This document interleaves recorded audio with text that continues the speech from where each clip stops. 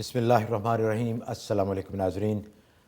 Programme ग़ैब की बातें इसके साथ न्यूयॉर्क से लाइव आपकी खिदमत में हाज़िर हैं। मैं हूं इस प्रोग्राम का मेज़बान महमूद अहमद अवान और मेरे साथ तशरीफ़ फरमा हैं दौर हाज़िर की इंतहाई जय्यद और मोतबर शख्सियत जिनका इल्मी और रूहानी मैदान में एक मुकाम है। हज़रत अस्सलाम वालेकुम। वालेकुम सलाम। नाज़रीन, जैसे कि आपको मालूम है कि पिछले हफ़्ते हमने प्रोग्राम में हज़रत का जो फतवा है ग्लोबल मून साइटिंग के बारे में इस सिलसिले में तफसीली गुफ्तगू हुई थी। इनका फतवा अखबार में भी शाये हुआ है। तो आपसे दरख्वास्त है कि आपके अगर इस फतवा के बारे में कुछ शुकूक व शुबहात हैं या तहफ़्फ़ुज़ात हैं तो आप कॉल करके हमें उनसे आगाह कीजिएगा, और अगर आप इससे पूरी तरह मुत्तफ़िक़ हैं, जो कि हमें उम्मीद है कि आप इससे होंगे, तो आपसे दरख्वास्त है कि आप अपने इलाके के आइम्माए कराम और जो मसाजिद कमेटी हैं जिनके ये ज़िम्मेदारी है कि वो रूयत हिलाल के बारे में अपना फ़ैसला दें, तो उन तक ये फतवा पहुँचाएँ, उनसे बात करें, लेकिन प्यार मोहब्बत से, ताकि हमारी पूरी कोशिश है और इंशाअल्लाह उम्मीद भी है कि इस साल हम सब मिलके एक ही दिन रमज़ान का आगाज़ करेंगे और हम सब मिलके एक ही दिन इंशाअल्लाह ईद भी मनाएंगे। हज़रत कैसे हैं आप? अल्हम्दुलिल्लाह। हज़रत, जैसे मैंने अभी अर्ज़ किया कि एक बहुत ही मुस्तहसन आपका कदम है, बहुत ही बोल्ड कदम है। लोगों ने ईमेल्स में बहुत ही ज़्यादा इसकी तारीफ़ की है, आपको बहुत ही दुआएं दी हैं कि आपने ये जो कदम उठाया है इससे उम्मत का इत्तेहाद और यगानत होगी। लेकिन आपकी उलमा किराम, उनका टोटल एक डिफरेंट पर्सपेक्टिव होता है।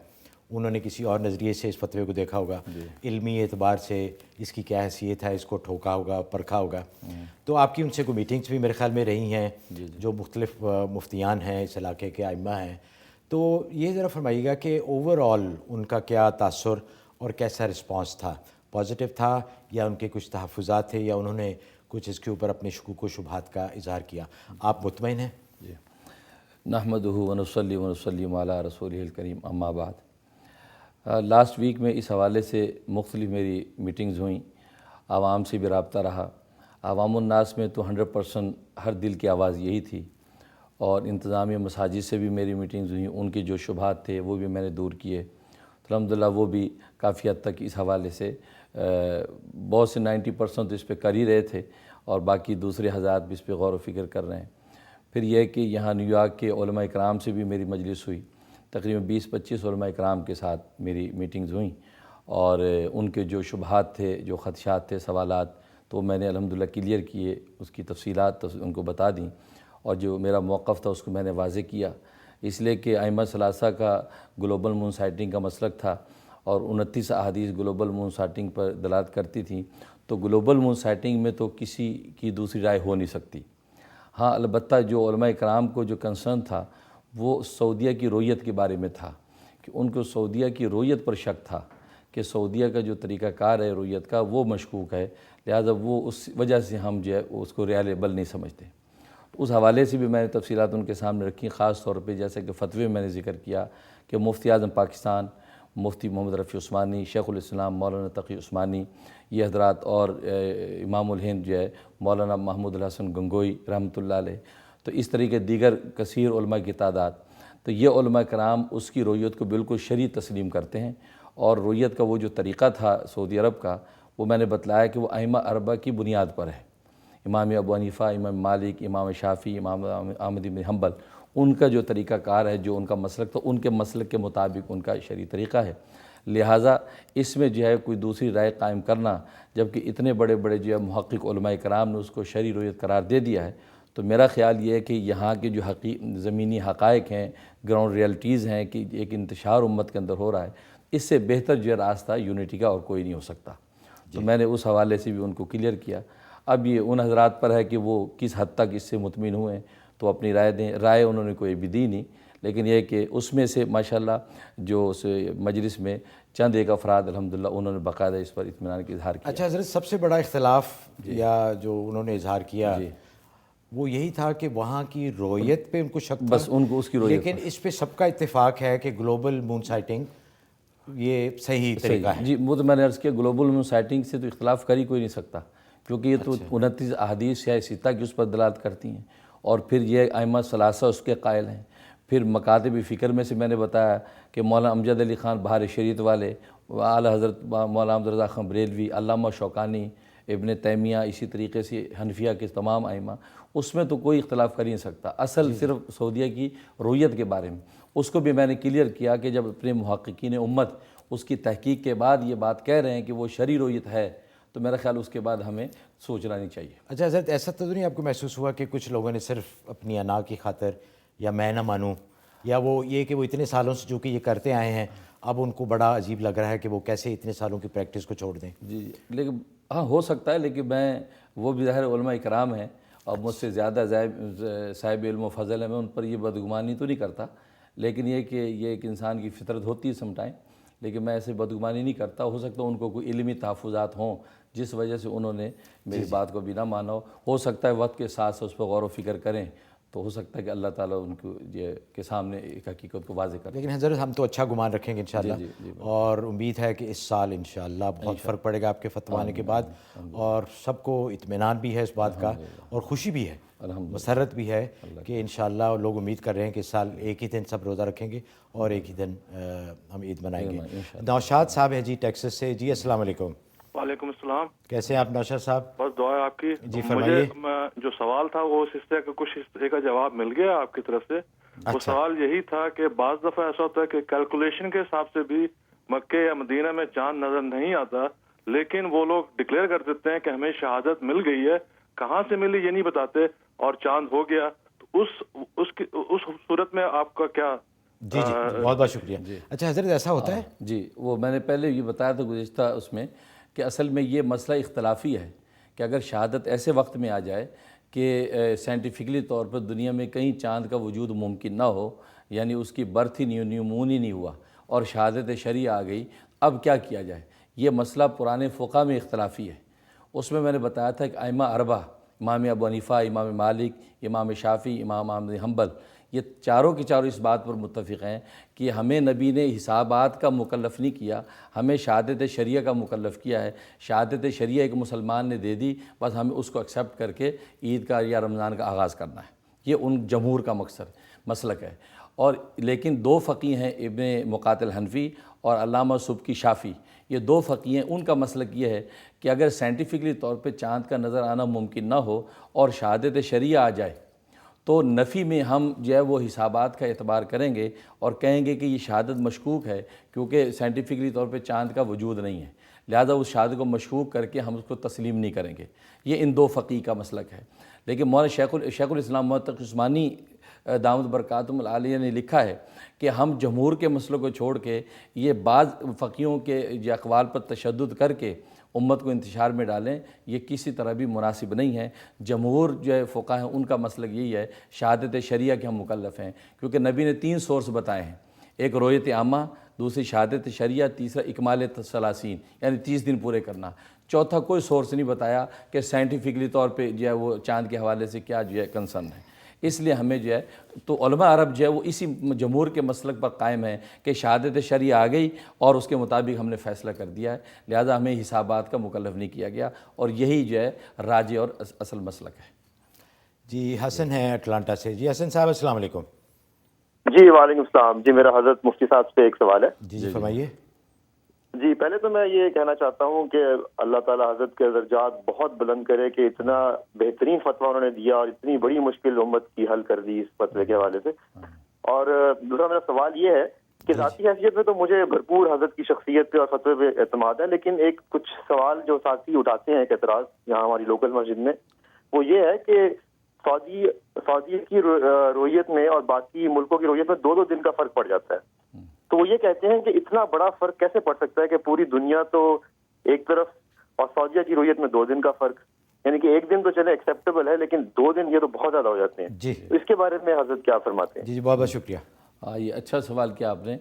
یہ اس حوالے سے پاکستان میں بھی ایک وقت میں بڑا واویلا ہوا تھا، اور پاکستان میں ایک بہت بڑا ادارہ ہے لاہور میں، جامعہ اشرفیہ لاہور، اس کے بہت بڑے محدث تھے اور انتقال ہو گیا ان کا مرحوم مولانا موسیٰ خان البازی. یہ بہت بڑے محدث تھے اور علم فلکیات اور علم حیت کے بڑے ماہر تھے، اور تمام علماء اکرام کے اندر ان کو مسلم جو ہے وہ مانا جاتا ہے. ان کی کتاب فلکیات جدیدہ اور انٹرنیٹ پہ موجود بھی ہے. اس میں حضرت اس وقت بھی یہ بات یہ لکھی تھی، اور یہ کہا تھا کہ عرب کے اندر مکہ کے اندر 2 دن پہلے پہلی کا چاند نظر آ جائے اور 2 دن کے بعد پاکستان کے اندر پہلی کا چاند نظر آ جائے تو فرمایا کہ علم حیت اور علم فلکیات کے اصول سے بالکل درست ہے۔ جو اہل علم اس کے اندر اعتراض کرتے ہیں وہ اصل میں علم حیت اور علم فلکیات کی باریکیوں سے واقف نہیں ہیں، ان کا فن کی کتابوں کا مطالعہ گہرا نہیں ہے، تبھی ان کو یہ شبہ ہوتا ہے کہ 2 دن پہلے وہاں پہلی کا چاند کیسے نظر آ گیا جبکہ 2 دن بعد آج ہم پہلی کا چاند دیکھ رہے ہیں۔ تو فرمایا کہ یہ چاند کی گردشوں کا ایک ایسا نظام ہوتا ہے کہ وہ 2 دن پہلے وہ یا 1 دن پہلے کسی جگہ پہلی کا چاند ظاہر ہو سکتا ہے اور 2 دن کے بعد دوسرے خطے پہ اس مطلع پر پہلی کا چاند بھی ظاہر ہو سکتا ہے۔ جیسے کہ ہمارے یہاں ہوتا ہے کہ سعودی عرب کے اندر چاند 1 دن پہلے جو ظاہر ہو گیا، امریکہ کے اندر 1 دن کے بعد جو پہلی کا چاند نظر آیا تو 1 دن کا فرق پڑ گیا۔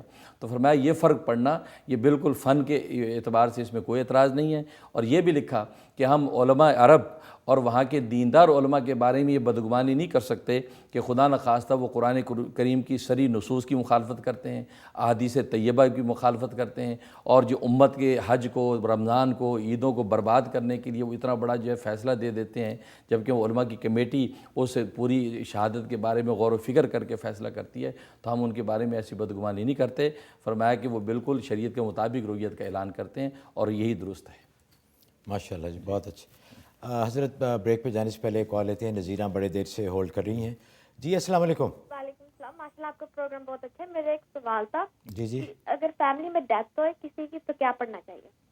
اچھا جی، ہاں، تو اس کے لیے کہ ایصال ثواب کے لیے کم سے کم ہر نماز کے بعد 1 مرتبہ سورہ فاتحہ اور 3 مرتبہ قل هو اللہ پڑھ لیں۔ تو 5 نمازوں کے بعد آپ یہ پڑھیں گے تو گویا کہ وہ ان کو قرآن کریم کا ثواب ان کو پہنچے گا، مرحوم کو زیادہ سے زیادہ، کیونکہ ظاہر ہے کہ ایک دفعہ قل هو اللہ پڑھنا جو ہے 1/3 قرآن کا ثواب پہنچتا ہے۔ تو اس کا اہتمام کریں اور دعائے مغفرت کریں ان کے لیے، تو اس سے انشاءاللہ اس کو نفع ہوگا۔ اچھا حضرت، ایک بریک کا ٹائم ہوا ہے اور بریک سے جب واپس آئیں گے تو بہت ساری ای میلز ہمیں آئی ہیں شب برات کے بارے میں۔ کچھ لوگوں نے اس کا پوچھا ہے کہ اس کی کوئی حیثیت نہیں ہے، یہ بدعت ہے، اور کچھ لوگ اس کو بہت ہی فضیلت اور اہمیت دیتے ہیں۔ تو بریک سے آنے کے بعد اس کے بارے میں آپ کی رہنمائی دریافت کریں گے۔ تو ناظرین، ایک چھوٹی سی بریک ہے۔ بریک پہ جانے سے پہلے میں ہمارے جو بہت ہی پہلے دن سے ہمارے ساتھ ہمارے اسپانسر ہیں UBL click and remit, Pakistan رقم بھیجنے کا انتہائی آسان اور مؤثر اور تیز ترین ذریعہ۔ رمضان کی آمد ہے، لوگوں نے بہت زکوٰۃ بھیجنی ہے، عید پر آپ نے عیدیاں بھی بھیجنی ہیں، تو ان کی سروس یوز کیجئے۔ یہ بہت ہی آسان اور بہت ہی محفوظ ہے۔ آپ گھر کے آرام میں بیٹھے، گھر کے ماحول میں بیٹھے چند سیکنڈز میں کمپیوٹر کی ایک کلک کے ذریعے پاکستان رقم بھیج سکتے ہیں۔ حاضر ہوتے ہیں ایک چھوٹی سی بریک کے بعد۔ اس پروگرام کو پیش کرنے میں ہمارے ساتھ تعاون کیا ہے UBL کلک اینڈ ریمٹ نے، جو پاکستان رقومات بھیجنے کا آسان، تیز ترین اور محفوظ ذریعہ ہے، اور ہنی ڈرم نے، جو جلد اور بالوں کے امراض میں خالص شہد اور قدرتی اجزاء پر مشتمل۔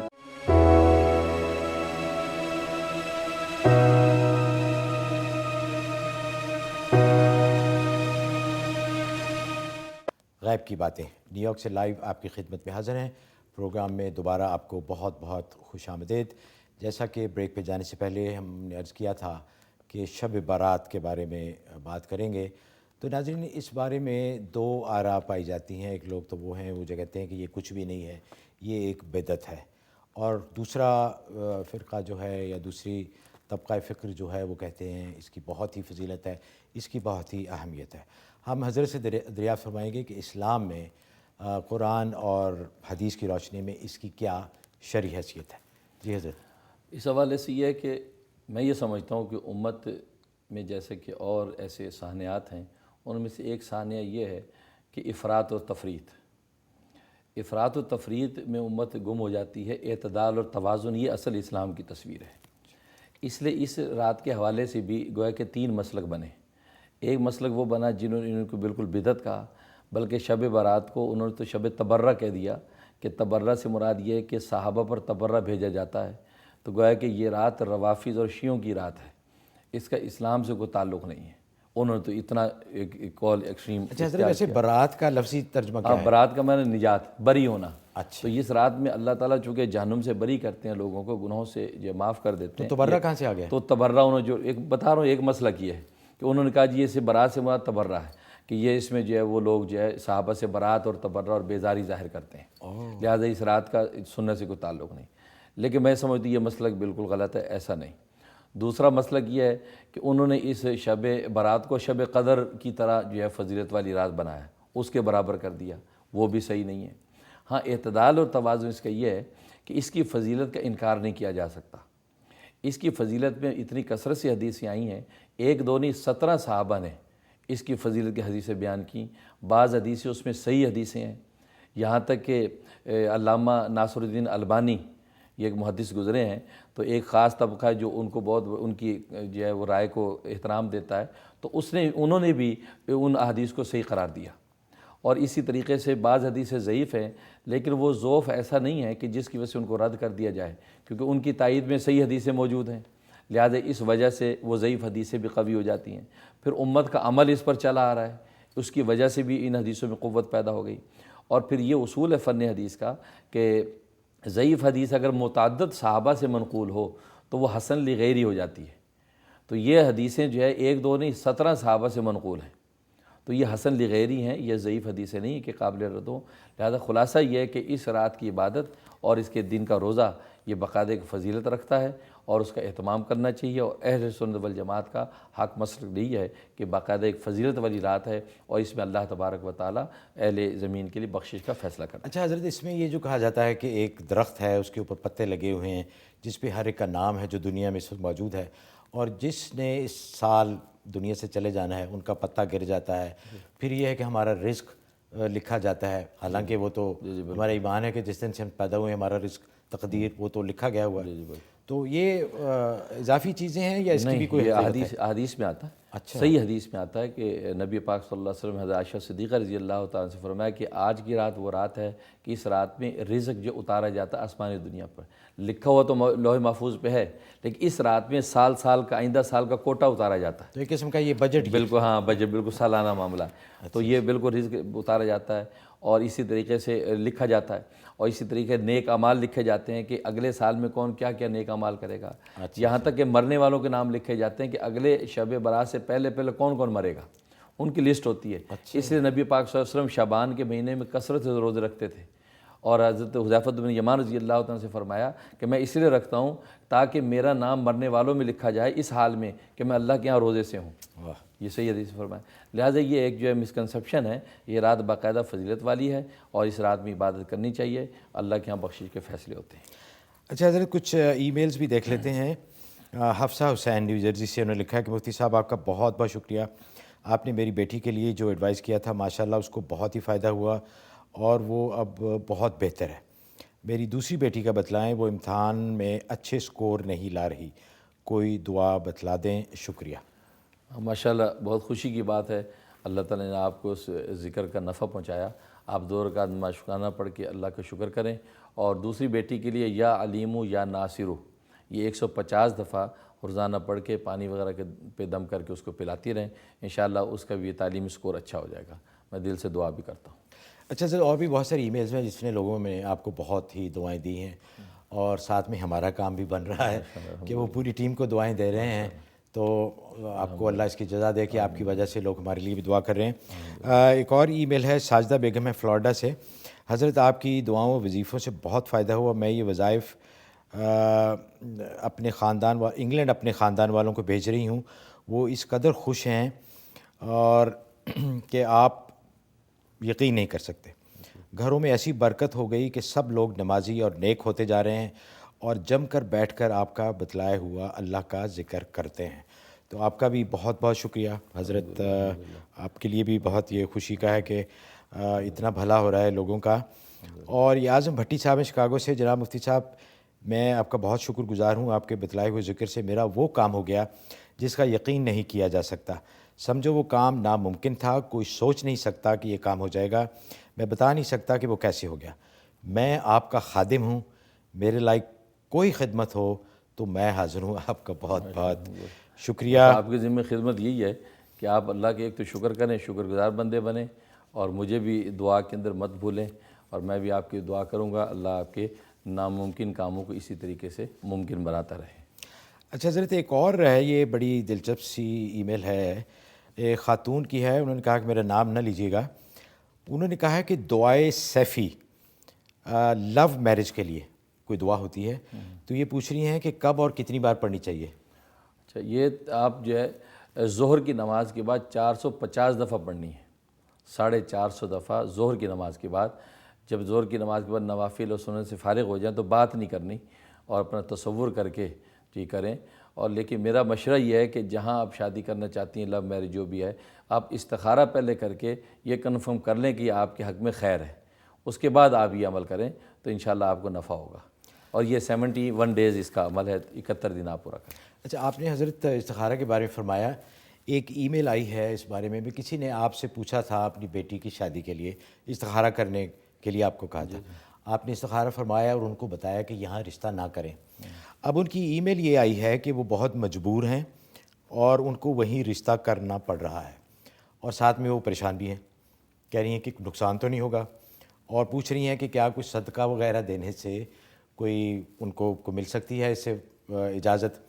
تو اس ذرا تھوڑی سی فرما دیں کہ اتنی امپورٹنٹ چیز ہے استخارہ کہ آپ اللہ کی رائے پوچھ رہے ہیں, اور پھر اس کے بعد اپنی رائے کا اس کے اوپر ٹھوسنا یا تو پوچھنا ہی نہیں چاہیے, اور جب اگر پوچھیں اللہ کی رائے تو پھر اس پہ اوپر پورا عمل ہونا چاہیے. تو یہ ذرا فرما دیجئے کہ خاص طور پہ ان کی ای میل کا جواب بھی, اور ایک عمومی طور پر بھی اگر استخارہ کے لیے پوچھا جائے تو دل میں پورا یقین ہو کہ ہاں ہم نے اللہ کی رائے کا پوچھا ہے اور اب اس کے اوپر پورا عمل کریں گے. بالکل, ہاں, اس لیے میں استخارہ سے پہلے یہ تجویز دیا کرتا ہوں کہ آپ پہلے بالکل خالی ذہن ہو کر استخارہ کریں کہ اللہ کا جو منشا ظاہر ہوگا وہ کریں گے ہم. پھر یہ ہے کہ اگر مگر کی بات میں نہ پڑیں, پہلے سے ہی آپ با اختیار ہو کر استخارہ کیا کریں.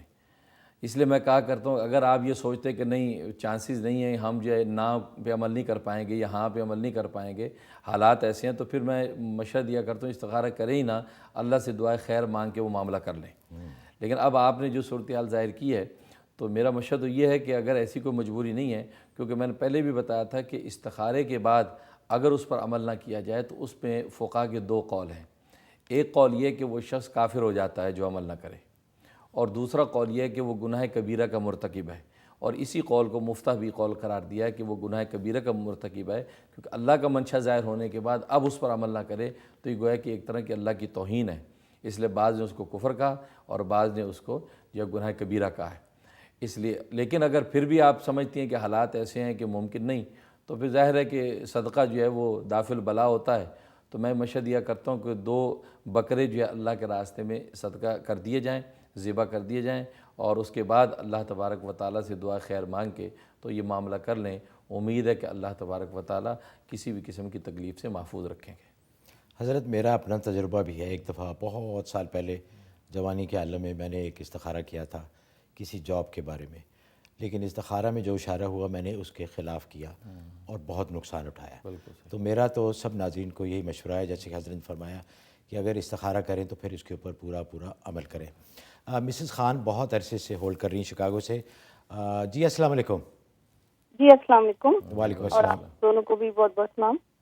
میرا سوال حضرت یہ ہے کہ کیا گیس اسٹیشن کی آمدنی سے حج ہو سکتا ہے, جبکہ گیس اسٹیشن میں گیس اور گروسری کے علاوہ لیکر بھی شامل ہوتا ہے؟ بہت شکریہ.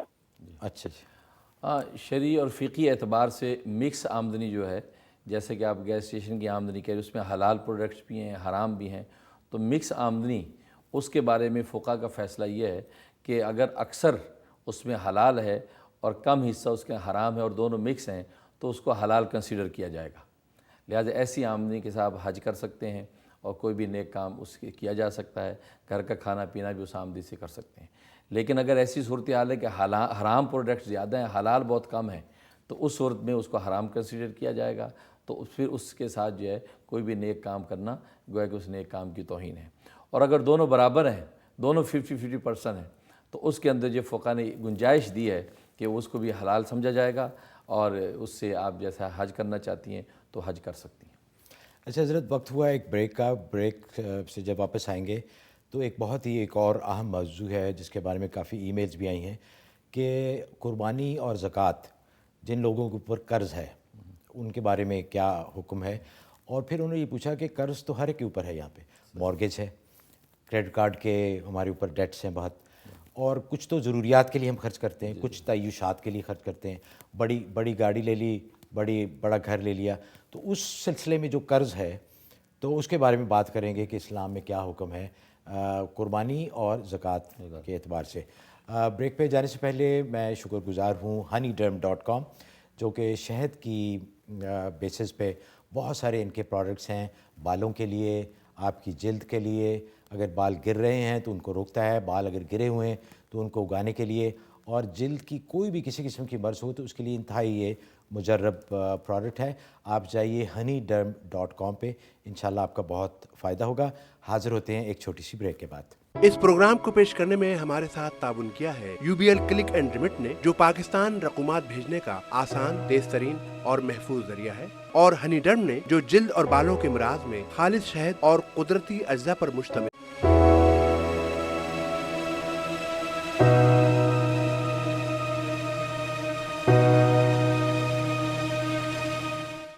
ناظرین, آپ کو دوبارہ بہت بہت خوش آمدید. آپ نیو یارک سے لائیو دیکھ رہے ہیں پروگرام غیب کی باتیں, جس میں حضرت مولانا مفتی منیر احمد آخوند صاحب آپ کے شرعی مسائل, آپ کے معاشی مسائل, آپ کے روحانی مسائل اور آپ کے خوابوں کی تعبیر بتاتے ہیں. آپ ہمیں کال کیجئے, انشاءاللہ ہماری پوری کوشش ہے کہ زیادہ سے زیادہ کالز لیں اور زیادہ سے زیادہ ای میلز بھی آپ کی شیئر کریں. تو جیسے کہ ہم نے بریک پہ جانے سے پہلے ہم بات کر رہے تھے کہ بہت ساری ای میلز آئی ہیں جس میں لوگوں نے پوچھا کہ ان کے اوپر قرض ہے, اور وہ پوچھ رہے ہیں کہ کیا ان کے اوپر قربانی اور زکوٰۃ ابھی بھی فرض ہے. لیکن وہ قرض کی نوعیت کے بارے میں زیادہ فکر مند ہیں کہ اگر کریڈٹ کارڈ کا قرضہ ہے یا مارگیج ہے آپ کے اوپر, جو کہ آپ کی ضروریات میں تو نہیں آتا, کئی قرضے ایسے ہیں جو آپ کی تعیشات میں آتے ہیں, تو اس کے بارے میں اسلام کیا کہتا ہے؟ جی حضرت. ہاں, اس حوالے سے ایسا ہے کہ یہ بڑا اچھا سوال ہے اور اہم سوال ہے, کیونکہ آج اگر ہم دیکھیں تو ہر آدمی مقروض ہے. یہاں تک کہ اگر کوئی ملینئر ہے تو وہ بلینوں کا مقروض ہے, کیونکہ بینکوں سے قرض لیے بغیر اس کی فیکٹری نہیں چلتی, اس کی ملز ٹیکسٹائل نہیں چل سکتی. اسی طریقے سے ہر مالدار مقروض ہے بینکوں کا. تو اگر قرض کا وہ اصول کہ قرض مائنس کیا جائے, اس کے بعد جو بچے اس پر زکوٰۃ ہوگی, اگر یہ رکھا جائے عام, تو اس صورت میں کوئی بھی ایسا شخص نہیں ہوگا جس پر زکوٰۃ جو ہے وہ واجب ہو, بلکہ یہ بڑے بڑے جو سیٹ ہیں یہ سب صاحب وہ مستحق زکوٰۃ ہو جائیں گے. اس لیے یہ ایک بات یاد رکھیں, شیخ الاسلام مولانا تقی عثمانی صاحب دامت برکاتہم عالیہ نے اس حوالے سے بڑی متوازن بات کہی. وہ فرماتے کہ دیکھا جائے گا کہ جو قرض آپ نے بینکوں سے لیا ہے اس قرض کا آپ نے کیا کیا ہے. اگر اس قرض سے آپ نے ایسا مال خریدا ہے کہ اس مال پر آلریڈی جو ہے شریعت میں زکوٰۃ واجب ہوتی ہے, تو اس صورت میں اس قرض کو مائنس کیا جائے گا. اور اگر ایسا قرض لیا ہے کہ جس سے آپ نے کوئی ایسی چیز خریدی ہے کہ جس پر زکوٰۃ شریعت نے لاگو نہیں کی, تو وہ قرض مائنس نہیں ہوگا.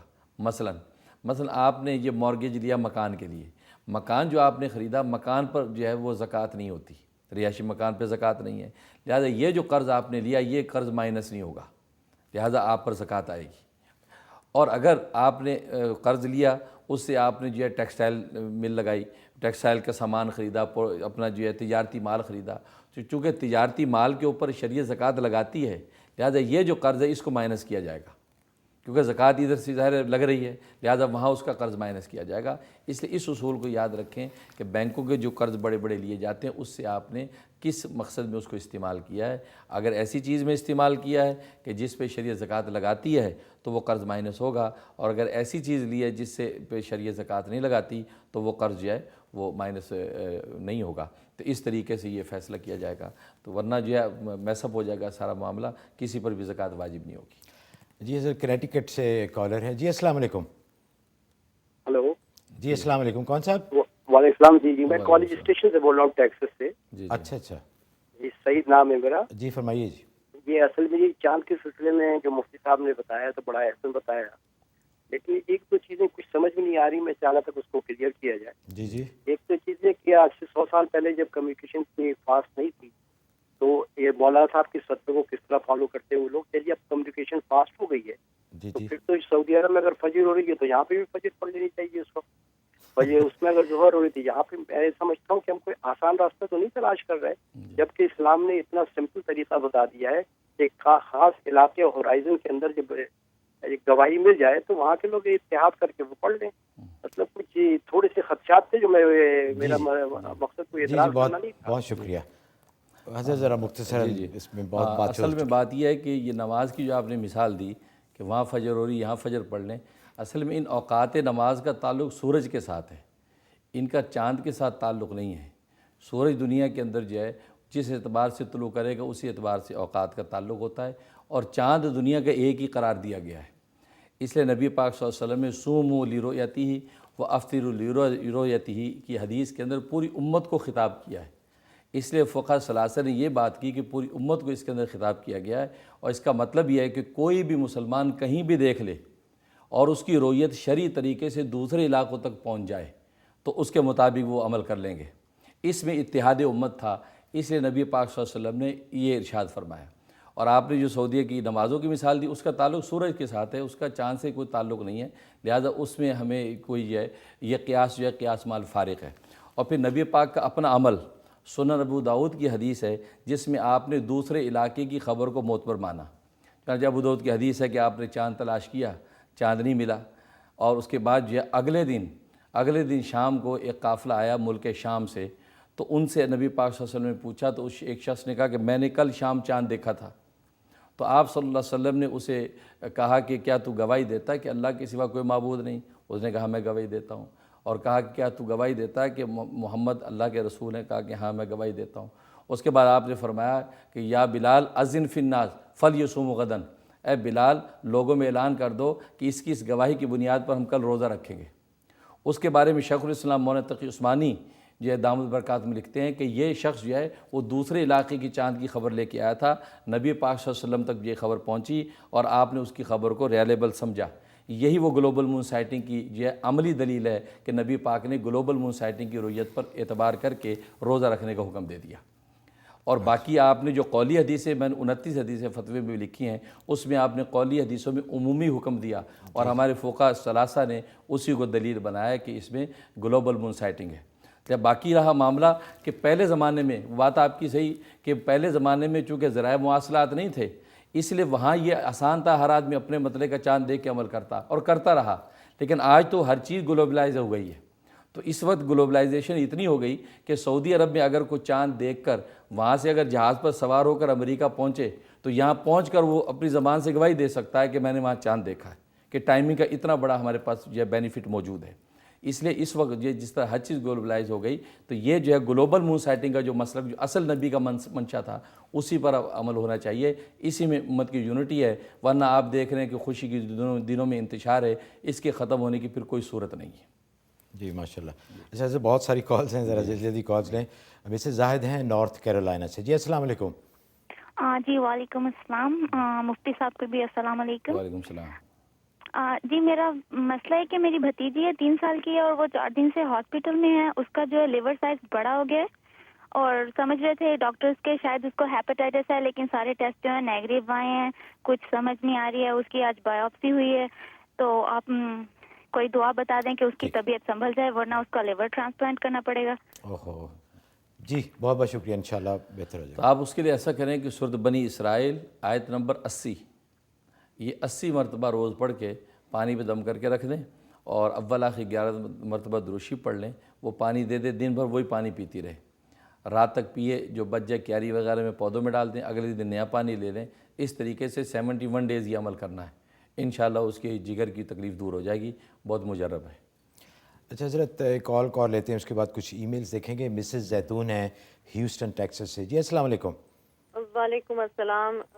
مفتی صاحب سے میرا سوال یہ ہے جی کہ ابھی انہوں نے جو گیس اسٹیشنز کے بارے میں بولا، تو اگر سپوز اسٹور کے اندر $20,000 کا سامان جو ہے وہ لے کر ہے اور اس میں لاٹری بھی ہے اور دوسرا 20,000 کا سامان دوسری گروسری ہے اور گیس ہے یا جو کچھ بھی ہے جو کہ حلال ہے، تو کیا وہ منی وائز کوانٹٹی وائز کہہ رہے تھے؟ اور ایک دوسرا مجھے چھوٹا سا کوشچن یہ ہے، کسی نے پوچھا ہے کہ میاں بیوی میں بہت پیار ہے سب کچھ ہے، لیکن ایک وقت ایسا آتا ہے کہ اتنی لڑائی ہو جاتی ہے کہ بالکل ختم ہونے کو ہو جاتا ہے، تو اس کے لیے کوئی وظیفہ بتا دیں کہ ان کی آپس میں یہ جو اس حد تک لڑائی ہو جاتی ہے اور پھر اس کے اور دونوں ختم کرنا بھی نہیں چاہتے اور دونوں میں بہت زیادہ پیار ہے، بہت کیئر کرتے ہیں۔ یہ اس میں خیال زیادہ پریشان نہ ہوں، یہ اکثر گھروں میں ایسے ہی ہوتا ہے، تو زیادہ پریشانی کی بات نہیں، لیکن پھر بھی حضرت فرمائیے۔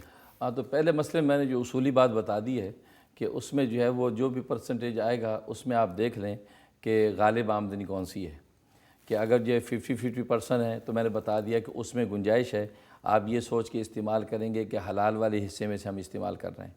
اور اگر یہ 60 اور 40 کا مارجن ہے، 60% حلال ہے اور 40 حرام ہے، تو آپ وہ مکس اگر ہو جاتا ہے تو فقہ نے اصول بتا دیا، اس کو حلال کنسیڈر کیا جائے گا۔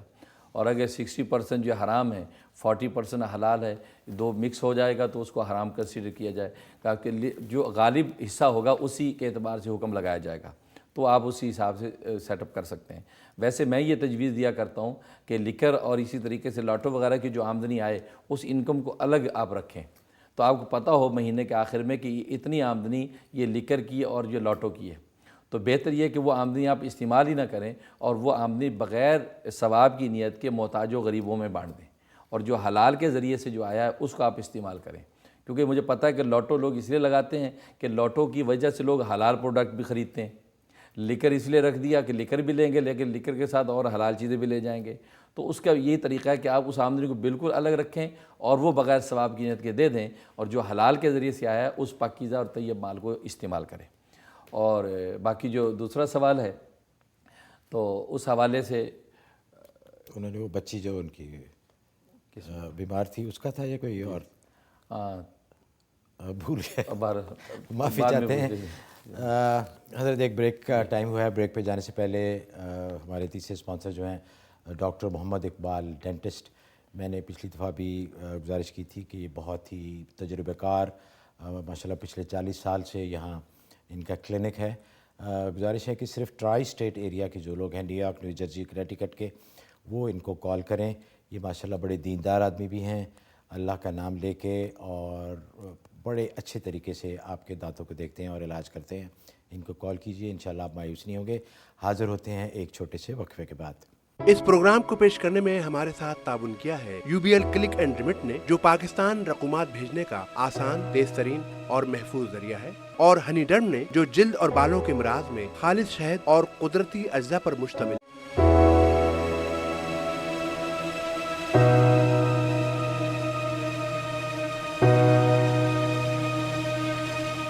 غیب کی باتیں، نیو یارک سے یہ پروگرام لائیو آپ ملاحظہ فرما رہے ہیں۔ بریک پہ جانے سے پہلے حضرت وہ ذکر ہوا تھا، ایک کال آئی تھی اس کا سوال، لیکن میرے خیال میں جواب ہو گیا تھا، جو میاں بیوی کی محبت اور پھر بعد میں لڑائی، تو اس بارے میں کوئی میرے خیال اتنی پریشانی کی بات نہیں ہے، لیکن اگر آپ کچھ بتانا چاہیں تو۔ اس میں یہ کہ ایسا لگتا ہے کہ اگر اتنی محبت ہے تو نظر بھی لگ جاتی ہے زیادہ محبت کو، اور اس وجہ سے ایسے حالات پیدا ہو جاتے ہوں گے۔ اس کے لیے سورہ جمعہ 5 مرتبہ روز سورہ جمعہ پڑھ کے پانی میں دم کر کے آپ دونوں پانی پیتے رہیں، انشاءاللہ وہ نظر سے محفوظ رہے گا اور الفت و محبت قائم رہے گی۔ اچھا حضرت، ایک ای میل ہے، انہوں نے لکھا ہے کہ آپ کے بتائے ہوئے عمل سے میرے اور میرے خاوند کے تعلقات ٹھیک ہو رہے ہیں، لیکن ان کو جاب ابھی تک نہیں ملا۔ اللہ الصمد والا وظیفہ 2 ہفتے سے پڑھ رہی ہیں، اور یا وہاب جو 1414 مرتبہ آپ نے بتایا تھا وہ پڑھ رہی ہیں۔ یہ پوچھ رہی ہیں کہ جاری رکھوں یا کچھ اور بھی ایڈ کرنا ہے اس میں؟ ہاں ماشاءاللہ، بہت مبارک ہے کہ آپ کے دونوں کے حالات ماشاءاللہ سازگار ہو رہے ہیں۔ اس پر جو ہے سجدہ شکر بجا لائیں اور پورے اعتقاد کے ساتھ اس عمل کو جاری رکھیں، اس سے انشاءاللہ ان کا روزگار بھی اچھا ہو جائے گا۔ گھر کے حالات اللہ نے اچھے کر دیے، انشاءاللہ باہر کے حالات بھی اچھے ہو جائیں گے۔ آپ اسی عمل کو بھی جاری رکھیں، میں دعا بھی کرتا ہوں۔ اچھا حضرت، انہی کی ای میل ہے، انہوں نے ایک خواب کے بارے میں پوچھا ہے کہ ایک میدان میں کھڑی ہیں جس میں ایک تالاب بھی ہے، جس کے کنارے یہ کھڑی ہیں، 2 بہت بڑے اژدہے دیکھتی ہیں، ایک کا رنگ سبز ہے اور اس پہ کالے رنگ کے ڈاٹس ہیں۔ یہ اس سے بچتی ہیں، لیکن وہ ان کے انگوٹھے کے جو نچلی جلد ہے، پاؤں کے انگوٹھے کے نیچے کاٹ لیتا ہے اور ان کو بہت تکلیف ہوتی ہے۔ پھر آواز آتی ہے کہ اس کو پانی میں مت پھینکنا، یہ مر جائے گا، لیکن یہ کہتی ہے کہ میں اس کو اٹھا کے پانی میں پھینک دیتی ہوں اور وہ اژدہا مر جاتا ہے، جبکہ دوسرا اژدہا جس کا رنگ سیاہ ہے دور سے دیکھ رہا ہے اور ان کے پاس نہیں آتا۔ اور دوسرا خواب بھی ہے، پہلے میرے خیال اس خواب کی بتا دیں پھر میں دوسرا خواب۔ ایسا لگتا ہے کہ آپ کے 2 قسم کے دشمن ہیں، ایک دیندار ہیں، ایک دنیا دار ہیں۔ دیندار جو دشمن ہے اس کے شر سے آپ کو اللہ نے محفوظ کر لیا ہے اور وہ اپنے شر سمیت جو ہے دفع ہو گیا ہے، اور باقی جو سیاہ جو دیکھا ہے اژدہا، اس کا مطلب کوئی دنیا دار فاسق فاجر قسم کے لوگ بھی آپ کے دشمن ہیں، لیکن وہ آپ کی طرف نہیں بڑھ رہے ہیں، دور سے دیکھ رہے ہیں، اس کا مطلب انشاءاللہ وہ بھی آپ پر حملہ آور نہیں ہوں گے، آپ محفوظ رہیں گی۔ اچھا حضرت، ان کا دوسرا خواب ہے جس میں انہوں نے لکھا ہے کہ انہوں نے دیکھا کہ انتہائی سرخ رنگ کے کپڑے پہنے ہوئے ہیں، ایک آدمی کو دیکھتی ہیں جن کے پاس پہلے ہی ایک عورت کھڑی ہے اور وہ اس سے قرآن بما اردو ترجمہ سن رہے ہیں، اور مجھے بھی اپنے پاس بلاتے ہیں۔ میں جب قرآن کو دیکھتی ہوں تو انہیں اپنے ذہن میں یہ آتا ہے کہ یہ 30ویں پارے کی سورہ الحاقم التکاثر ہے، اور وہ عورت اس سے پہلے والی صورت پڑھ رہی ہے اور یہ سمجھتی ہیں کہ ان کو پڑھنے کے لیے التکاثر ملے گی۔ اس کی تعبیر فرمائیں۔ ماشاءاللہ، بہت مبارک خواب ہے۔ اس کا مطلب ہے کہ آپ کے کوئی جو احوال آپ کو درپیش ہیں اس کا علاج آپ کو بتلایا گیا ہے سورۃ تکاثر۔ آپ روزانہ جو سورۃ تکاثر، کیونکہ سورۃ تکاثر کا پڑھنا حدیث میں آتا ہے 1000 آیتوں کے پڑھنے کے برابر ہوتا ہے، اس لیے آپ سورۃ تکاثر جو ہے جتنی تعداد مناسب مقرر کر لیں، 21 یا 21 سے زیادہ کوئی بھی تعداد مقرر کر لیں اور روزانہ تکاثر پڑھ کے اپنے حالات کی دعا کریں۔ خاص طور پہ آپ کے اگر مالی تنگی کے معاملات ہیں تو اس سے حل ہو جائیں گے، اور یہ 92 ڈیز آپ عمل کر لیں، انشاءاللہ بڑا فائدہ ہوگا۔ اچھا حضرت، ایک کال ہے ارکنساس سے۔ جی السلام علیکم۔ ہلو، جی السلام علیکم۔ وعلیکم السلام۔ جی فرمائیے۔ یہ محترم بزرگوار سے بھی میرا سلام پیش کر جی دیجیے۔ وعلیکم السلام۔ یہ درخواست ہے میری کہ میں یہاں پر ہوں، میرے کراچی میں میرے پلاٹ ہے ایک، اس پہ قبضہ ہو گیا ہے اور اس کا مقدمہ چل رہا ہے، اور دوسرے شخص کو انہوں نے نام غلط بنا کے اس کے نام کر دیا ہے یا کر رہے ہیں وہ، اور ایک میرے اپنے گھر کا ہے کہ اس شخص کے اوپر میرے تمام واجبات ہیں جو وہ ادا نہیں کر رہا۔ اس سلسلے میں میرے لیے کچھ جی انشاءاللہ۔ آپ اس کے لیے ایسا کریں، سورۃ آل عمران آیت نمبر 154 یہ روزانہ 29 دفعہ پڑھیں۔ اس میں آپ اپنے دونوں معاملوں کی نیت کر لیں، جو واجبات ادا نہیں کر رہے ہیں وہ، اور اسی طریقے سے جو آپ پر ظلم زیادتی کر رہے ہیں، قبضہ کر رہے ہیں آپ کی پراپرٹی کو، یہ تو دونوں کی نیت کر کے یہ 92 آپ یہ عمل کر لیں۔ اول آخر 11 مرتبہ درود شریف، انشاءاللہ بہت مجرب ہے، بہت جلدی آپ کو ان دشمن سے چھٹکارا بھی ہوگا اور آپ کا حق بھی آپ کو ملے گا۔ جی سلمہ ہیں، بہت دیر سے ہولڈ کر رہی ہیں کنیٹیکٹ سے۔ جی السلام علیکم۔ جی وعلیکم السلام۔ السلام علیکم مفتی صاحب۔ وعلیکم السلام۔ جی جی فرمائیے۔ جی مفتی صاحب سے مجھے کہنا تھا کہ ماشاءاللہ آپ کا فتویٰ کنیکٹیکٹ میں وہاں پر مسجد وغیرہ میں بہت زیادہ مقبول ہوا ہے، اور وہاں کے لوگوں نے کہا ہے کہ ماشاءاللہ کہ ہم آپ کے فتوے پہ عمل کرنے کی کوشش کریں گے۔ وہاں کی مسجدوں کے جو مولوی حضرات ہیں انہوں نے بھی جی۔ اور حضرت آپ سے ایک سوال تھا میرا کہ پچھلے زمانے میں جیسے کہ صحابہ کرام اور تابعین وغیرہ کے دور میں چاند دیکھنے کے لیے اتنی کہ تقدو نہیں کی جاتی تھی، لوگوں کو دوسرے شہروں میں نہیں ان کے آنے کی خبروں کا انتظار نہیں کیا جاتا تھا، بلکہ اپنے اپنے علاقوں میں ہی چاند دیکھ کر لوگ صحابہ کرام اور تابعین وغیرہ عید اور رمضان کر لیا کرتے تھے۔ جی تو اب کے زمانے میں اس طرح دوسرے لوگوں کی شہادتیں کیوں ضروری ہیں، دوسرے شہروں کی شہادتیں؟ دیکھیں میرے خیال میں حضرت نے بڑی تفصیل سے بتا دیا ہے، جیسے ابھی انہوں نے ایک واقعہ بتایا تھا کہ دوسرے شہر سے ایک صحابی تشریف لائے، انہوں نے بتایا کہ انہوں نے چاند دیکھا تھا، تو اس وقت چونکہ یہ آئی ٹی اور انفارمیشن کے اور ذرائع ترسیل اتنے فاسٹ نہیں تھے، اس لیے دوسرے شہروں سے نہ تو ضرورت پڑتی تھی اور نہ ہی وہاں سے آسانی سے پیغام آ سکتا تھا۔ لیکن اب چونکہ جو حضرت نے واقعہ فرمایا اس سے یہ بات ثابت ہوتی ہے کہ چونکہ دوسری جگہ سے اطلاع آئی تھی جس کے اوپر حضور صلی اللہ علیہ وسلم نے فیصلہ فرمایا۔ حضرت ایسے ہے نا جی؟ تو اب چونکہ اطلاعات بہت آسانی سے آ سکتی ہیں تو ان کے اوپر اس کا آسانی سے کیوں نہ فائدہ اٹھایا جائے، جیسے باقی چیزوں میں ہم کرتے ہیں کہ یہاں کی آج کی سائنسی ترقیات سے باقی چیزوں میں فائدہ ہم اٹھا رہے ہیں، بجائے پیدل حج کرنے کے ہوائی جہازوں پہ جا رہے ہیں اور یہاں کی جو ہے جدید سہولتوں سے فائدہ اٹھا رہے ہیں۔ اسی طریقے سے یہ بھی ایک سہولت ہے کہ چونکہ اس وقت یہ ذرائع مواصلات نہیں تھے لہٰذا اس کی کوشش نہیں کی گئی۔ اور پھر مزے کی بات یہ ہے کہ آپ دور نبوت اٹھا کے دیکھیں، دور صدیقی، دور فاروقی، دور عثمانی، دور علوی، پوری خلفاء راشدین کا دور اٹھا کے دیکھیں، کسی بھی دور کے اندر ایک شہر کے اندر 2 عیدیں نہیں ہوئیں۔ اب یہ کتنی بڑی دلیل ہے کہ اتنے بڑے جو ہے دور کے اندر کبھی 2 عیدیں نہیں ہوئی ایک شہر میں۔ اس کا مطلب یہ کہ آپس میں اس وقت بھی یہ لوگ ایک دوسرے کے اتنے جوائنٹ تھے، یہاں تک کہ بحقی کے اندر حضرت عمر رضی اللہ تعالیٰ کا عمل لکھا ہے کہ وہ چاند دیکھ رہے تھے اور برائے ابن عازب صحابی بھی ساتھ تھے، تو ایک شخص آگے قافلہ آیا، تو آپ نے پوچھا کہاں سے آئے ہو؟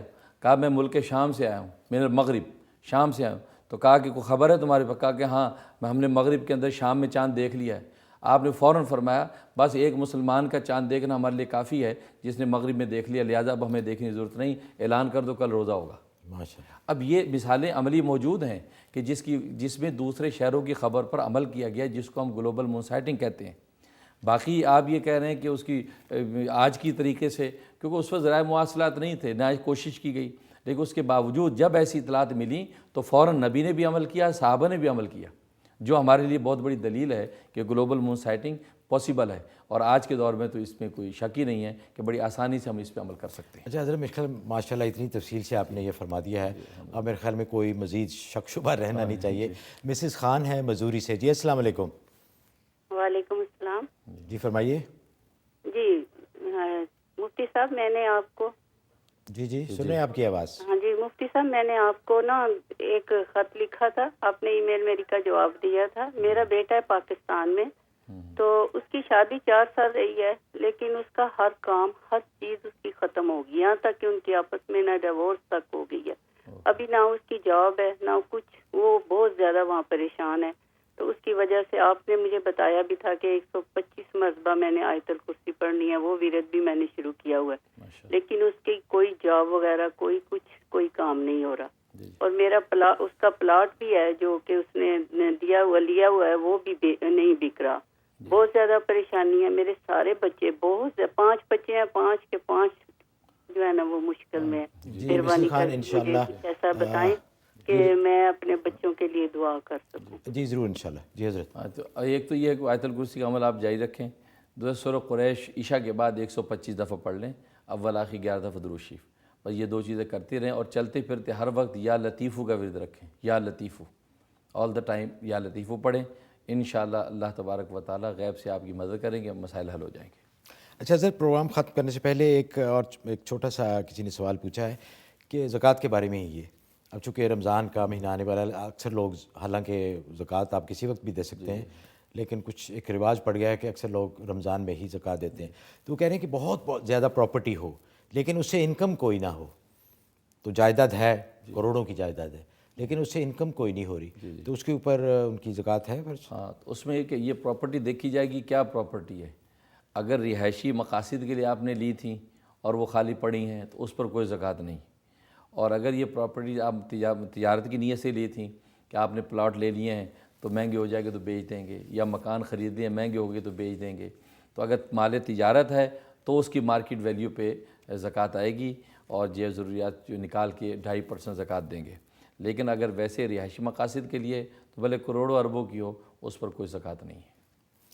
اچھا حضرت، وقت ختم ہو چکا ہے، اس سے پہلے باب السلام حج گروپ ہے، آپ کی نگرانی میں آپ گروپ لے کے جاتے ہیں حج کے لیے، تو یہ تو بڑی سعادت کی بات ہے کہ اگر آپ کی نگرانی میں آپ کی زیر تربیت حج ہو جائے، تو ناظرین آپ سے درخواست ہے کہ اگر حج کا ارادہ ہو تو باب السلام حج گروپ کو کال کریں، ان کا ای میل ہے salamhaj11 کون سی ہے جی @gmail.com salamhaj11@gmail.com۔ تو ناظرین وقت ختم ہو چاہتا ہے، اگلے ہفتے پھر انشاءاللہ آپ سے ملاقات ہوگی۔